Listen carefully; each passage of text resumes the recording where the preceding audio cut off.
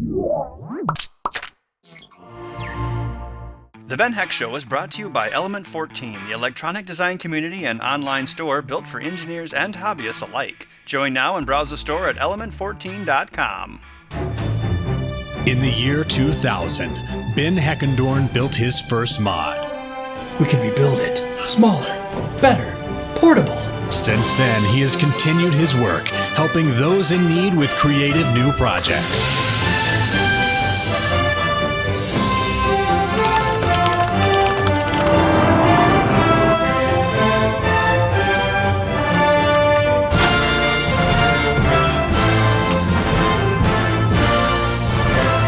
Got an idea you'd like to see built? Why not send it to the Ben Heck Show? Hello and welcome back to the Ben Heck Show. On today's episode, we're going to be building a 3D printer, kind of based loosely off the RepRap open source design. However, me being myself, I'm going to redesign the entire thing from scratch. Let me start by explaining the difference between a CNC router and a 3D printer. The CNC machine, like you've seen used in our show several times, is a subtractive process. A bit comes down and removes material from a sheet and revealing what you want to make. A 3D printer, however, is an additive process. A nozzle comes down and plastic is extruded through it and it builds up your object. It's an additive process. So that's what we're going to be doing. We're going to be building a somewhat portable 3D printer and talking about the challenges you may run into along the way. And it's going to be based off the Arduino MC Mega. So 3D printers. Now, they have some existing ones that you can buy, and I'm just going to draw pictures. There's a MakerBot, which I'm sure many of you are familiar with. It's kind of like a cube, and you look inside of it and it builds on a little platform there. The limitation with that is the platform's inside of the cube, so your build area or what you can build is not terribly big. Another kind that they have is a RepRap, and what that does is it does the same thing, except for it uses a triangular shape here, so you can build it with a good structure. Triangles are very strong, just ask the Egyptians, but it takes less material. And then its build platform is here, and the table moves back and forth, and the head moves left and right, which gives you a bigger build area. So what I'm thinking with the one I want to do is I want to build one that kind of folds up and is portable, but is along these lines. So I'm thinking we need a build platform here, which is what we draw onto or print onto. Then we have two arms here, which will move the carriage that prints. There's a nozzle where the plastic comes out of, and there's motors here, and we're going to use two to make it a little simpler. And these two motors are the Z motors. They move the head, that's a Z apparently. They move the head up and down. Then there's going to be a motor here, which moves the print head left and right. Then finally, there's going to be a motor here, which moves the table back and forth. Okay, so for the 3D printer, we need something to control it. And you may remember us doing some printer or router control back in episode 2. So for this unit, we're going to use an MC Mega, which is an Arduino compatible microcontroller development board that you can get from Element 14. Now the nice thing about the Arduinos is that they have these kind of standard pin connections, and then you can buy what are called shields. And this is a shield, which is called the ramp shield, and it'll fit right on here. And what it has 4 stepper motor controllers built into it. So once you've gotten your MC Mega, which can be used for all sorts of projects, you can actually just squish the shield onto it, and all the connections are ready to go. So now we're going to do a test of this ramps board and try controlling these 3 stepper motors. So we're going to turn on a 12-volt power supply. Zoom. We're going to plug it into the computer. And this program here is called RepSnapper. It's just a program that runs a RepRap. These are all open source, and there's quite a few to choose from, so just get whatever you want. So we're going to connect to the COM port. Okay. Now we're going to try moving these motors. So okay, we're getting the data. Okay, there's one. That's X-axis, I believe. Y-axis. Well, the Z is moving slower because it goes up and down, so it's configured to move slowly. We're gonna have to set these all up, but looks like they're all connected and working, so that's good. The next step is for us to take this plastruder that I got from makergear.com, and draw it into the computer. So what this does is it has a stepper motor control here with a gearbox, and your plastic filament, and this uses the 1.75 millimeter filament, it comes in through here. There's a gearing that will step it forward precisely. Then it goes into this, which is the heating element that this comes partially assembled, and then they have you finish it. And it has a temperature sensor here, which is a thermistor, and then this thing actually heats it up. So basically you just dump voltage into here, this heats up, and then this tells it when to stop heating it, kind of like your oven. Actually a lot like your oven. And then the plastic is squirted out this tube when this thing advances forward. So it's kind of like a super hot glue gun. That gives me ideas. So what I did was I drew this into the computer, and I will show you that right now. Here it is on the computer, and we have a couple different views of it. And you don't need all the detail, but you definitely need the nozzle and the printed frame they sent. And what I did was I took that and I designed it into a carriage. And the carriage is the part that goes back and forth. So it goes or whatever it does. It moves on the carriage. And I'm kind of using the rep wrap idea of using bearings and linear steel rods. So to make it slide smoothly, you'll have a bearing on a metric screw here, and it will connect to the rod and it'll go back and forth like this. Of course, there'll be several of these, but that's what the carriage will slide on. So the first thing we're going to do is make this carriage assembly. Here's our two steel rods that we're going to ride the carriage on. The front one, we have 2 bearings on the rod, and the rear one, we have 3 bearings around the rod at, what would it be, 120 degrees rotation each. That'll keep the thing, it basically, if you just had 2 like this, it could slide off. This will actually keep everything level. And then we've got an indentation here for the motor. So I'm gonna break this file apart, and then we will route it, and then we will assemble our carriage.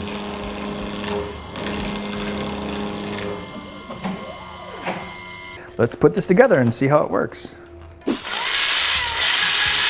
Together like this. Wait, yes, like this. And then if you look down the middle, the rod goes between those, and that's what keeps the rear rod in place. So we've got the Plastruder heater head right here, and we've snapped it into our frame. And so we're going to attach the motor onto it now. So the next thing we have to do is we have to make end blocks here, and those will do 2 things. They'll hold a stepper motor in the belts and pulleys, and then they'll also have vertical screws that will allow this whole carriage to lift up as you print the object. Okay, here's the carriage that we built, the end view. And what we need to make now are the end arm pieces that the rods go into, and these will be at either end of it, so the carriage will slide back and forth between these parts. These will be in the end, and the belts will go here and move the carriage back and forth. So we've just got to put these together so that the rods can fit into them. So that's what I'm going to do next.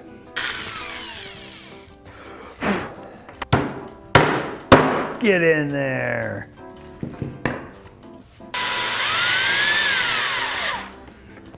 The more things can be around these beams, the straighter they'll stay. So that's why we want to add a couple different layers that it goes through and holds it tight.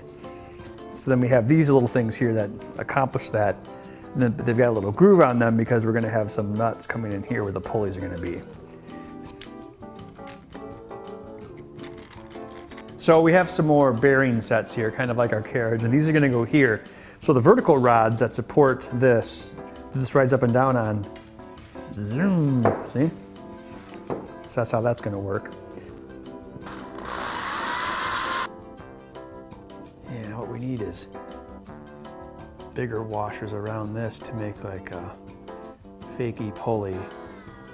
We can just do a real rough demonstration where we hook the belt up and attach it to the carriage and make it roll back and forth with the computer. It's obviously completely done. Notice the duct tape. So let's power up the ramps board. Okay. Nothing's on fire, that's always good. Okay, so I've got a couple motors hooked up. That one.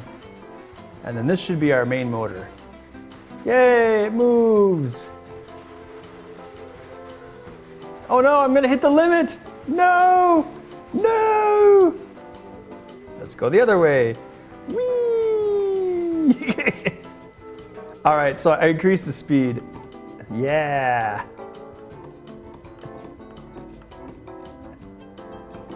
You've seen us use printed circuit boards, or PCBs, many times on this show.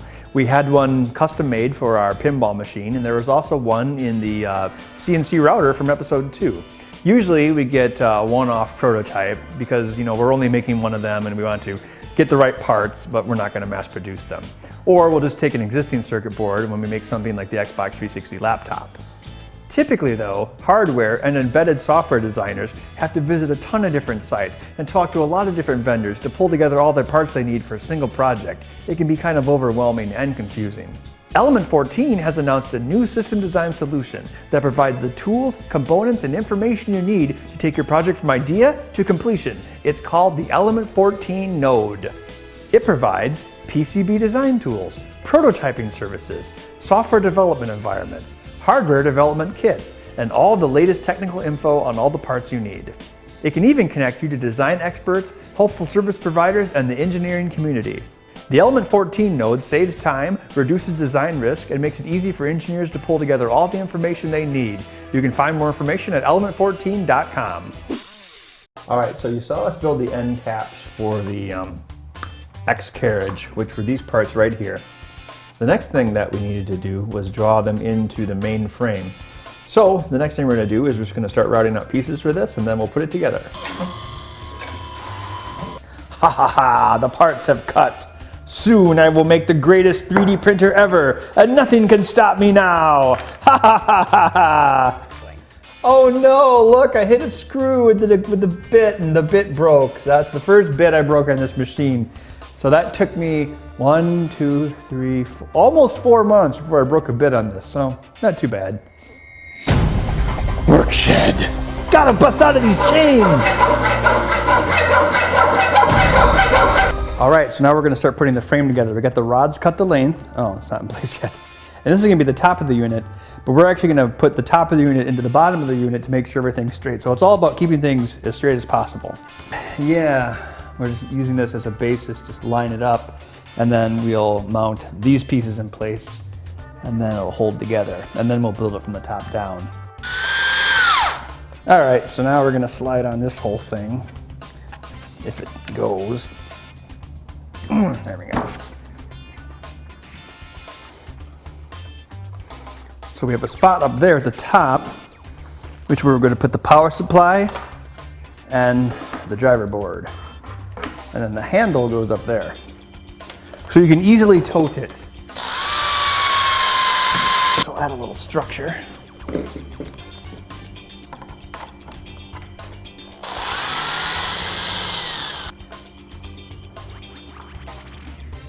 So now what we're going to do is we're going to print some couplings which will connect the shaft and the stepper motor to the Z-axis screw. So Chris is going to do that using a MakerBot. So here's Chris's MakerBot, and he's going to print out the couplings, and hopefully those will get our Z-axis going so we can continue work on our thing. Look how thin it is. Hopefully it works. Now Chris is feeding the plastic through the extruder. Oh, there is the filament coming out. It's like gooey licorice at the Willy Wonka factory.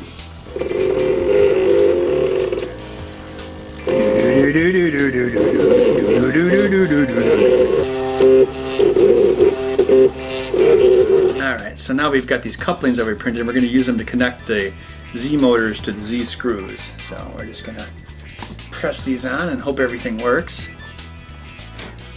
Hulk smash! Now the couplings have coupled. eHarmony.com. There's some wobble right here, which isn't so good. And my design flaw, which I will freely admit to, is I have these bearings left and right, but the thing is, this thing doesn't tilt. This isn't the problem going like this. The problem is like this. So the bearings as they are here have no effect. So I'm going to route some new pieces and put them down in the ends like this, above and below, and that should help stabilize it quite a bit.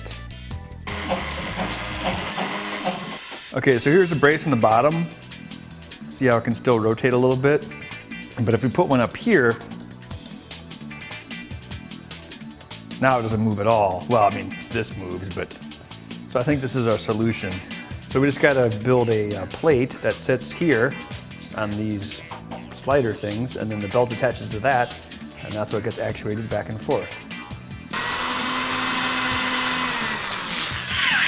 All right, we've got this attached, so the remaining thing to do is to attach this belt from the stepper motor to the pulley onto this platform so it'll move back and forth, and then we should be able to try to get this to run a file. Okay, here it is. So we have the X-axis, go back and forth, and now we have a Y-axis. It's not the final, but it's enough to demonstrate the concept. And we can put these together along with the Z and the extruder, and we should be able to hopefully maybe print something. So that's what we're going to try next. All right, so I found some problems with this. The main thing was the extrusion code. One of the things that generated the tool paths was using a certain command, I think M101, to cause this thing to extrude, you know, stick out the plastic. But this machine wants an E command. So it'll be like, you know, here's your X, Y, Z, and E position. And when it says E, that means extrude plastic. So I've got rep snapper here, and I'm going to load an STL file. All right, here's an STL file, which stands for stereolithography. So convert this to G-code. Okay, now we can look at the G-code. Now here, we can see our extrusion commands are in the code. So this might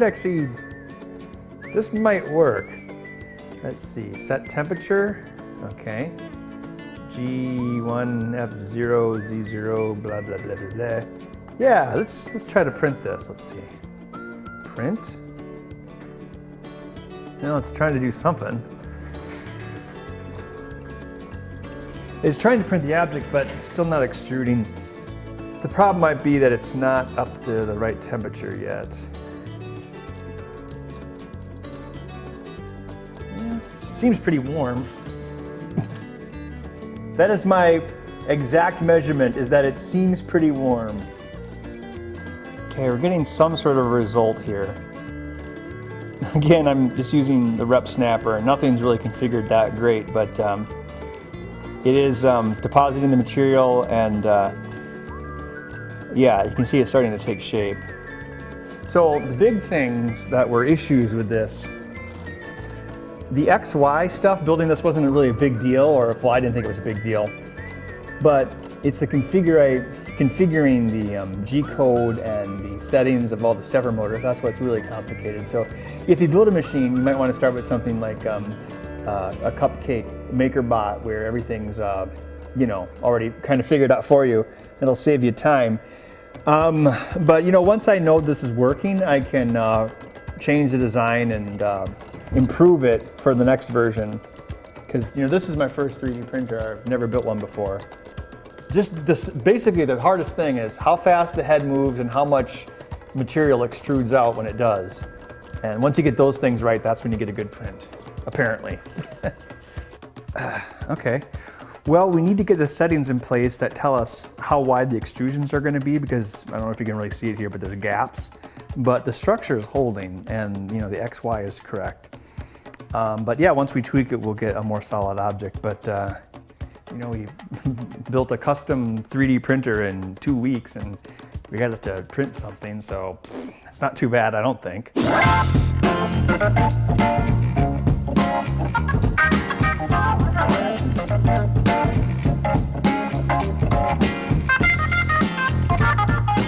you having fun here? Yeah. Would you rather be here than school right now? Yeah. Yeah. Next to Jerry is Ben Heck, and Ben is the host of The Ben Heck Show. My name is Ben Heckendorn. I'm a former graphic artist.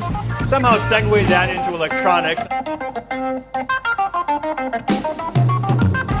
Several years ago I wrote a book, and since then I've been doing it full-time, mods, prototypes for companies, and then now I have the Ben Heck Show. The good news is in that we will be moving forward with a season 2 of The Ben Heck Show next year as well, so his 3D printer and everything else that he's been working on. 26 more episodes on the way.